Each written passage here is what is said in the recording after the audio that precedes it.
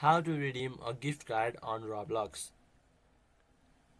So hello viewers and welcome back to our YouTube channel, and in today's video I will be teaching you guys how to redeem gift cards on Roblox. So without delaying any further, let's get started. So first of all, here as you can see, this is my Roblox application.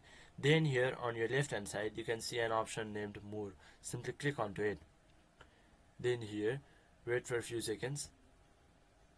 After that, here you can see an option named Gift Cards. Simply click onto it. Then here you can either swap gift cards, but if you do have one already, then here on the top right corner you can see an option named Redeem Card. Simply click onto it. Then here wait for a few seconds. Then here simply enter the code that is available on your gift card. After that, simply click on Redeem. Then you will successfully redeem your gift card on your Roblox.